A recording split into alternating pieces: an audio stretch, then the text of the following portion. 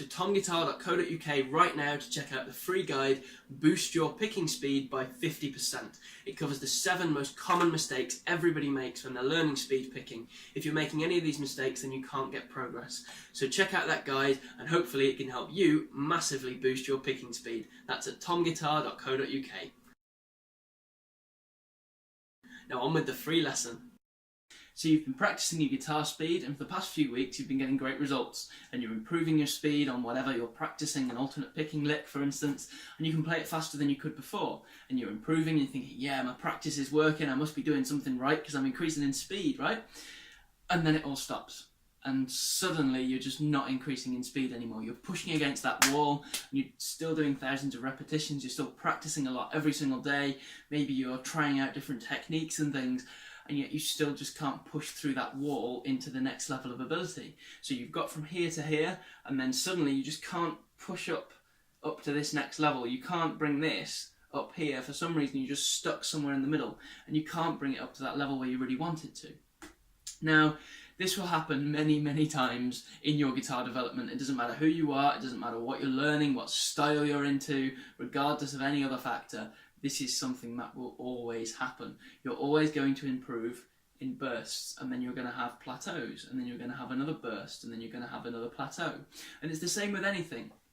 So like if you're into your fitness, for instance, I remember when I used to do running, I would run every day for like a week, or maybe like 3 times a week, and I'd be getting loads of progress. Every time I ran, I could run a bit further than I could before. And then suddenly, I'd stop improving, and every time I ran, I wouldn't be able to run as far as I could the previous time. I was actually getting worse at running.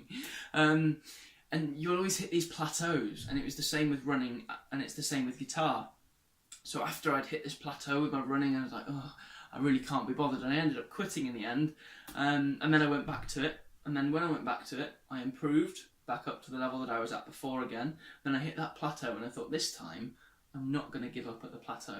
I'm just going to keep running 3 times a week and just do it for the pleasure of running. Now, I hated running, so that was a bit of a a bit of a strange thing for me, but I ran anyway. I ran because I wanted to get fit. And then after a while, the plateau went away, and I started increasing in my running ability again, and I started being able to run faster. And it's quite a strange thing because, well, you're practicing this same thing and you're doing the same process that got you to improve and go up the slope like this. You're doing exactly the same thing, but instead of improving, you're plateauing now and you're not getting any progress. So it's strange, but there is a good reason for this, and it's really common when you're developing your guitar speed, particularly in techniques that require a lot of repetition, like alternate picking, for instance, where you need to do lots of practice to get to that next level. Plateaus are really common. You'll hit them all the time. You'll improve by 10 beats per minute in like 2 days, and then all of a sudden you'll just stop, and you'll be there for a month or 6 weeks or something where you just can't improve your speed, and then suddenly you'll just get another big burst of speed again. You'll improve by 10 or 15 beats per minute, even if you're already playing really fast. So you improve in these big jumps, these big leaps, right? And it's important to understand that, and it's important to understand why that happens. Because if you understand that, then when you hit the plateau, you won't be thinking, oh no, oh, I must be doing something wrong, oh, I'm just going to quit, I'm not going to play the guitar anymore, I don't want to, I'm not getting any progress. You won't think that. Instead you'll think, well, I expected this, and I know exactly what to do when I'm in a plateau. If I just keep going, then I'm sure that I'll get the results, right? Now, the reason you get these plateaus in speed, right? The plateau isn't caused by you not improving, okay? That's a big mistake everybody makes. They think, oh, well, my speed isn't increasing, therefore I'm not improving, right? I must be doing something wrong in my practice. But that's not the case, because guitar speed can only happen when you're accurate, when your hands are synchronized together, so you're fretting notes at exactly the same time as you're picking them, when your hands are really nice and relaxed, and when you've got good control, when you're chunking the movements correctly, and there's all these different challenges that are there that you need to overcome before you can then increase your speed. So let's say your speed is here at the moment, and you want to get to here. This is like the next level, right? Now, you're here at the moment. Now, what you need to do before you increase your speed to the next level, you need to increase your accuracy at this current tempo. So you need to be able to play even more accurately than is required for that tempo. So let's say this tempo is 120 beats per minute and you want to get to 140, right? Nice easy goal. Now, when you're at 120, let's say you're at your only just accurate enough to play at 120. If you go up to 125, you start messing up and the notes are all over the place, right? So you're only just accurate enough to play at 120. And then the same is true for synchronization. So let's say you're synchronizing your hands together, and then as soon as you go above 120, they lose sync and it all goes into a big mess. And then relaxation, well, you can play at 120 beats per minute, really nice and relaxed. And then as soon as you push above that, you start to become tense and your shoulder rises up here and you're all, I'm trying to force my speed. So all of these other skills that are involved and all of these other kind of aspects of what you're practicing are only just good enough to get you to play at that 120 beats per minute. Now what you need to do, if you want to get to 140, is you need to improve your accuracy, you need to improve your synchronization, you need to become more relaxed when you're playing. There's all these different elements, right? You need to improve your ability to chunk the notes, because when you're playing really quickly, you can't afford to think about every single note that you play because they're going by too quickly. So you need to like chunk them into groups of 4 or groups of 6, right? So there are all these different challenges that you need to master in order to play fast. So when you're playing at 120 beats per minute, before you can increase your speed to 140, you need to be able to play more accurately, you need to be able to play in a more synchronized way, you need to be more relaxed, you need to have more control, you need to be chunking more and everything. And then once all those challenges are done, and once you are more accurate, and once you are more synchronized and all of these other things, then your speed will increase, okay? So it's like all these are prerequisites, if that's the right pronunciation. I don't think it is. You need them in order to play fast. So in order to play fast, you first need to be accurate. And in order to play fast, you first need to be synchronized. You need to make sure your hands are really nice and synchronized at a slower speed, right? So let's say this is like the wall that you're trying to get to, and at the moment you're just pushing against it. But in order to push through that wall, you first need to be more accurate, and you first need to be more synchronized, and you first need to have more control of the chunking and all these different elements that we've talked about.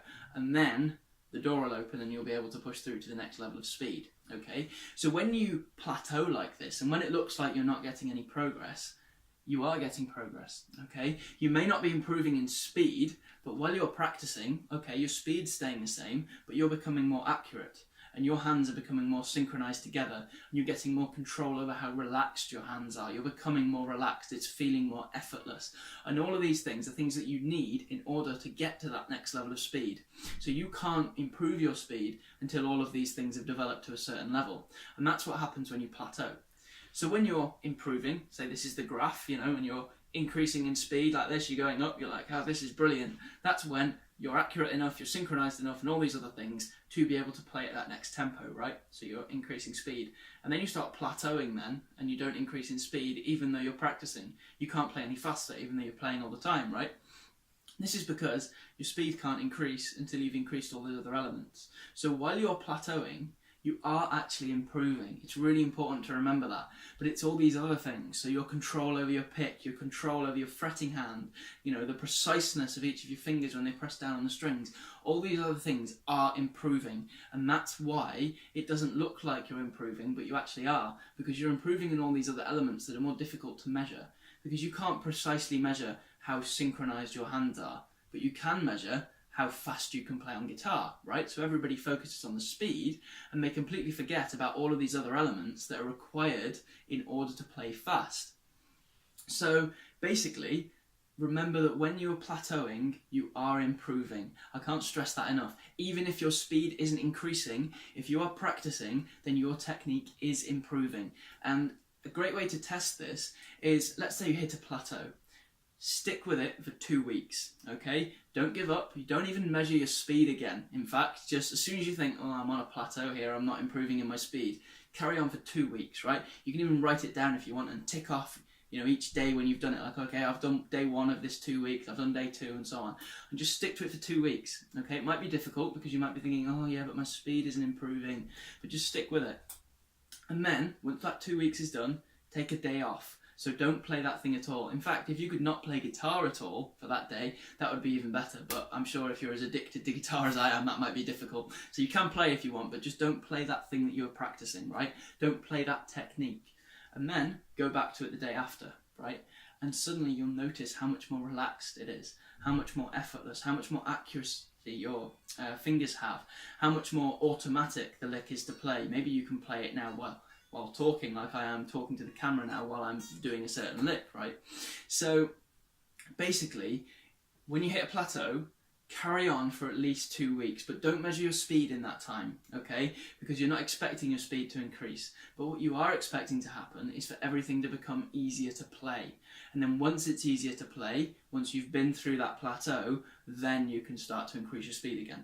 So when you hit a plateau, remember, you are still improving. It might not be your speed that's improving, but it's all these other elements, okay? And then once you've realised that, then you'll say, okay, I'm going to stick to this for 2 weeks. I'm going to keep practicing this thing for 14 days, okay? And I'm not going to give up, regardless of what I think I should be practicing instead, or regardless of whether I think I should move on to something else. No, I'm just going to stick to this one thing. And once you've stuck to it for 2 weeks, remember, not measuring your speed at all, then take a complete day off, and then go back to the lick and play it, and notice how much more relaxed it is, how much more effortless, and then you'll really realise, wow, actually I wasn't plateauing at all. I was just improving all of these other elements. And once you've improved all those, then it will be much, much easier to increase your speed to that next level. So I hope this video has been helpful for you. As always, if you've liked it, don't forget to like, share, subscribe, comment, all that stuff. You know the drill by now. And don't forget to check out the guide on how to massively boost your picking speed as well. That's at tomguitar.co.uk. The link is in the description just down there, because I think that will really help if you're trying to improve your speed. And the reason that you're plateauing could be because you're making some kind of mistake with the motions you're making, or with the way that you're practicing, that's stopping you from actually getting fast. So that guide will really help you there. Okay, so again, I really hope you've enjoyed this video, and hopefully we'll catch you in the next one.